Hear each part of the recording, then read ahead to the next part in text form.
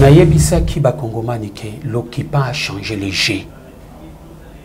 Occupant a changé G pour terminer avec les Congolais. Naloba ki yango pena ko yebisa ba Congomani que esengi peto beta na même piste au bango ba obeta.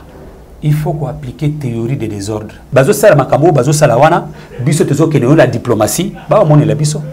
Biso to abasi na bango te. Qui vous manipule pour leurs intérêts et ils vous donnent des miettes et vous voulez maintenant trahir le Congo. Nous nous disons faites attention et nous vous mettons en garde. Le Congo sera un et indivisible.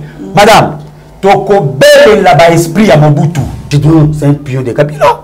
Comme tu as un régime, il y a continuité. Il y a un moment où il y a la terre. Or, il y a l'incompatibilité entre la constitution nabiso et la constitution rwandaise. Dans la constitution nabiso, la nationalité est une et inclusive. Mutu moko te akoki kozwango na nationalité mususu. Mais la constitution Rwanda est accepté double nationalité. Donc un Rwandais a kozwana ye nationalité mususu.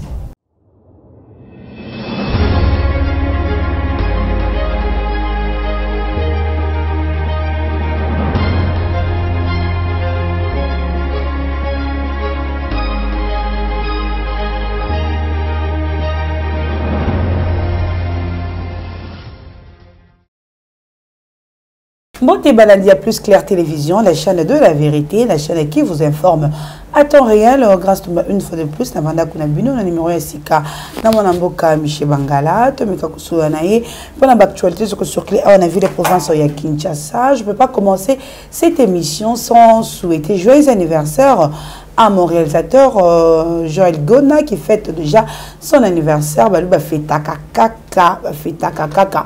Pourquoi pas aussi à Pedro Kosumbali MBJ depuis Allemagne. Pourquoi pas à mon cordon au pays. Sans plus tarder, Nazo peut déjà invité dans mon coup de moi lelo. Mbote mona mboka chez Bangala. Mbote Mama Grâce, mbote na bayo ba Rolanda Bisson.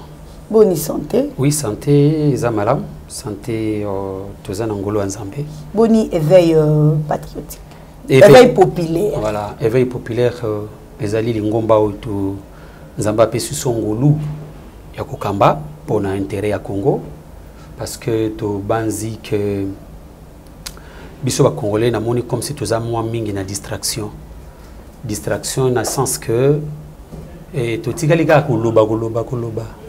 Tozo mona likambo oyo tozo mona yango ndenge zo salema tozo loba kaka obeke to agir to ko agir te yango toye na likanisi ya kosangisa bana mboka nyonso ba combattant pe ba combattante nyonso bato oyo ba ko linga Congo bato oyo balingi vraiment changement ya solo bato oyo balingi ke to se débarrasser na occupation na kati mboka na biso baya to sanga na biso nyonso to fungula makanisi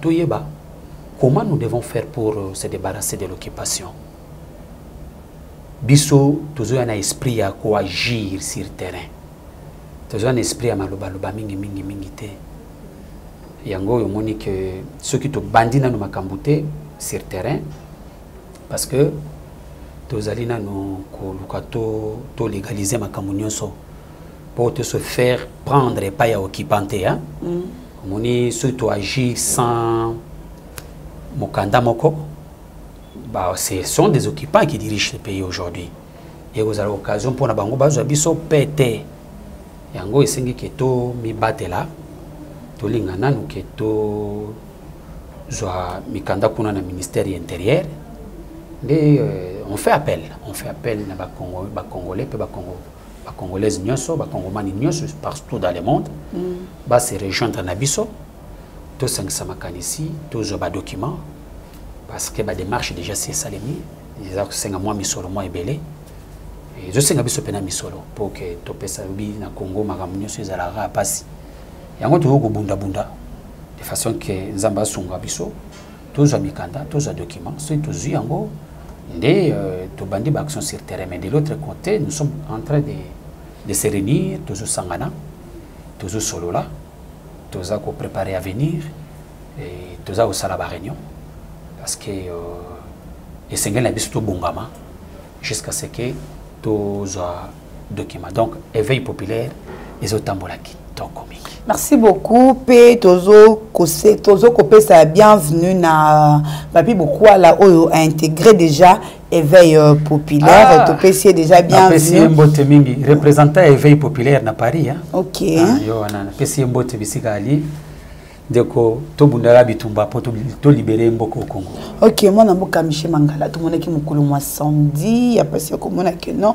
Ma ça sito makila et comme vraiment tina kati ya centre ville, tout le monde qui makamuli kana ki nakatanga na Lubumbashi précisément na Bakatakatanga na population Katanga yo lokola congolais to ke makamona ezaka na mingi na moi est mais awa penze komi penza na ville vraiment est-ce que vraiment c'est bon vraiment na yebisa ki ba kongomani ke l'occupant a changé les G occupant a changé G pour terminer avec les Congolais na lobaki yango pena ko yebisa ba kongomani que et c'est qui peut être bêta na même piste au bango ba bêta. Moi je suis un enseignant. OK.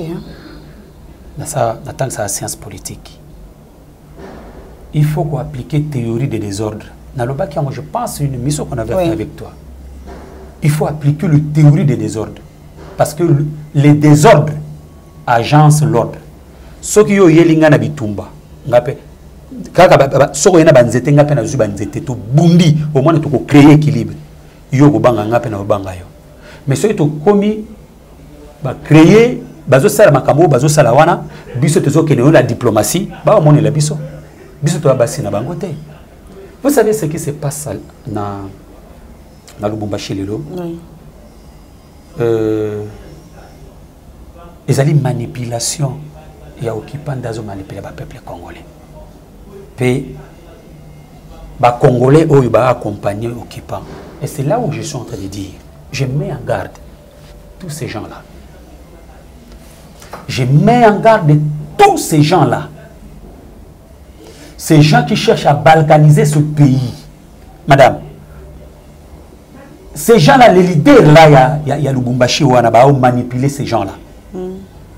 Il faut pas que si Lubumbashi est tongama, Lubumbashi est tongama na mbongo Lubumbashi te ya. Lubumbashi est tongama na mbongo Équateur.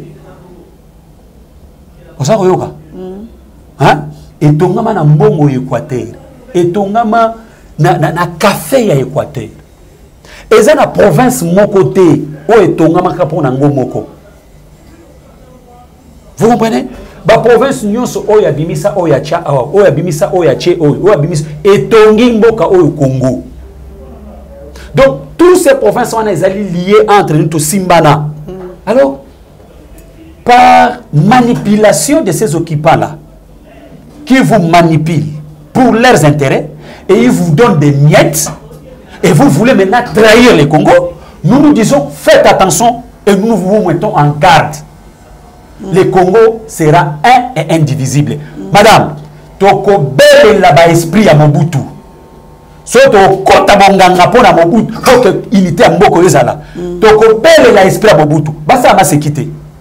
Ils sont en train bazo kosa. Ils sont en train de se faire tromper.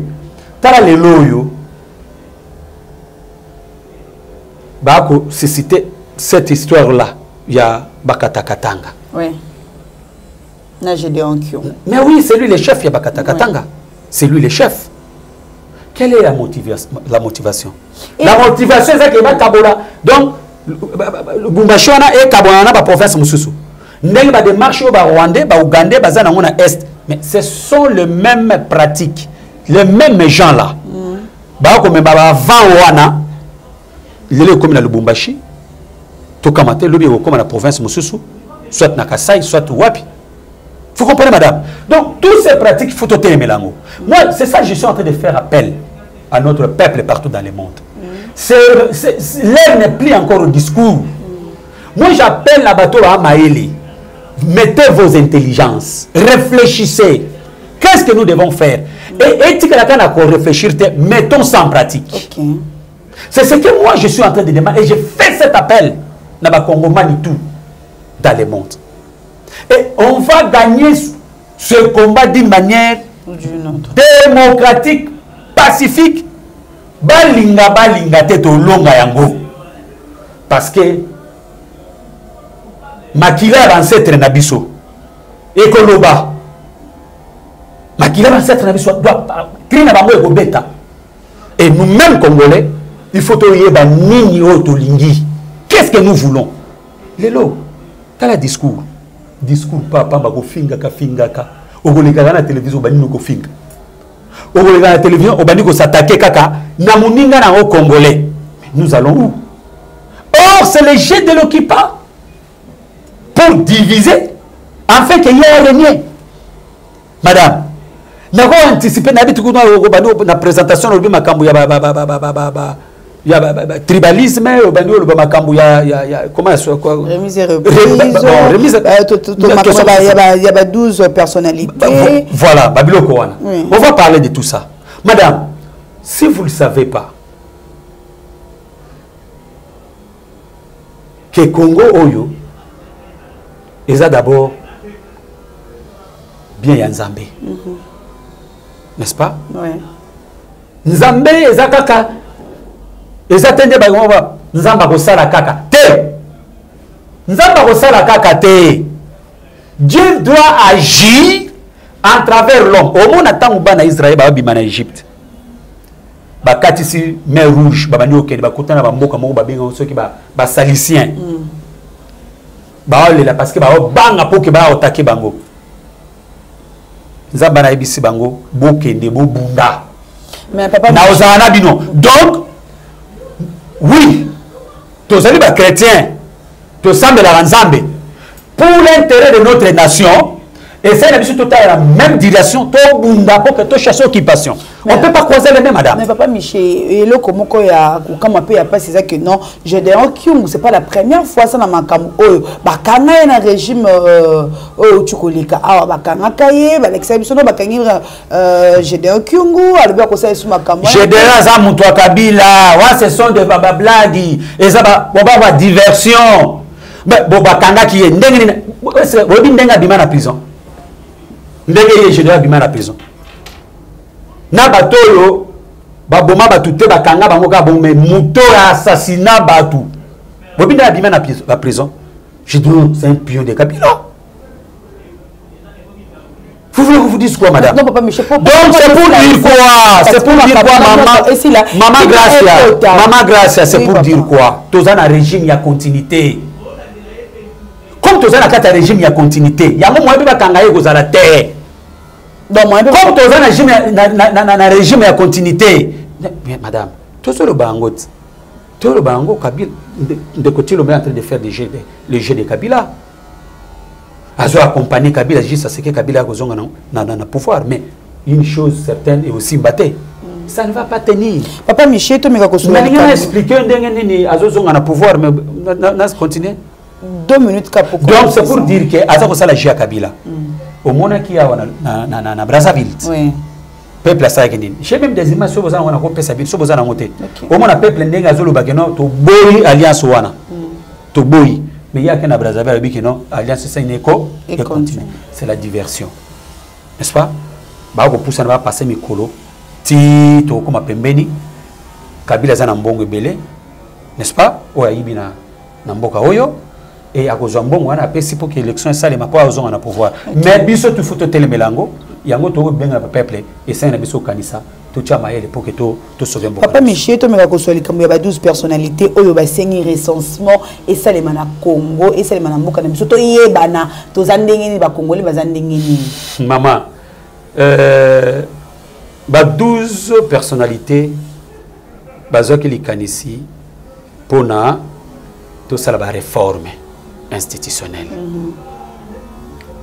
Banda qui ba démarche na bango. Ba tamboli ba moni ba parti politique, ba moni ba chef ya ba parti politique ainsi de suite. Ba moni société civile batonios. Mais eloko eza ya ko kamwa ezali nini? bango babandi démarche na bango na libanda ya parlement donc extra parlementaire donc bakei na libanda ba rencontrer bato nyonso ba intéressé qui parlementaire n'est-ce pas mais tant basisi ba démarche na bango bazoya kozwa ba résolution na bango batika yango na parlement pour que ba question ba ke kozwa libanda ba débattre yango na parlement là il y a l'anguiche roche donc tu vois que bayaki kosala G pour que ba ça la passage par force n'est-ce pas wana ko simbate ya mibale bango balobi que avant l'élection il faut tout ça la recensement oui recensement zélo comme malam to boyango peut-être congolais nous ça ko boyango parce que le fait maréchal Mobutu à ça là qui recensement je pense na 82 au ba congolais bazwa qui identité zaïroise à ce temps-là recensement est malam est mabete mais il y a une question parce que recensement est allé donne moko administrative mais na katia donne administrative là il y a des questions sérieuses des questions politiques et d'ordre politique que nous devons d'abord résoudre ba question d'ordre politique yani tala bisika ba question d'ordre politique est commis oyebi recensement et ça pour que ba pesa ba congolais ba nationalité na bango oza koyoka mais toyebi na kati ya mboka na biso na este kuna ba rapport ezali oyo meta ba groupe armé nyonso ezosala kuna na est ke ba Rwanda Kagame mutu azali ko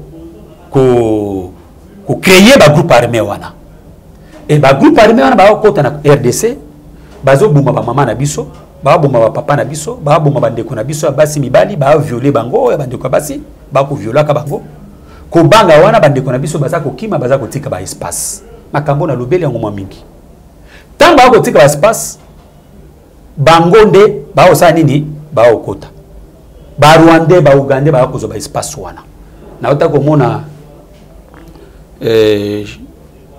chef na bango moko ya gouvernement akitaki kuna na Minembwe fomo na ndenge bayambiye fomo na ndenge ba Rwandais wana bayambiye ozo ko ka mama donc maintenant besoin de sabiso que avant token d'élection tout ça là na recensement donc tant que ça la recensement to zwa identité ya ba Congo ya ba congolais to pesa ngo ba Rwandais wana madame or il y a l'incompatibilité entre constitution na biso na constitution rwandaise na kata constitution na biso le que la nationalité est une et inclusive mutu moko ta koki ko zwango na nationalité mususu mais la constitution ya Rwanda ba et accepter double nationalité donc un Rwandais a ko zwana ye nationalité mususu mais azaka ka rwandais siko to zwa batuwana to pesa bango nationalité congolaise oh d'abord eza na incompatibilité na constitution na biso est d'abord tototis constitution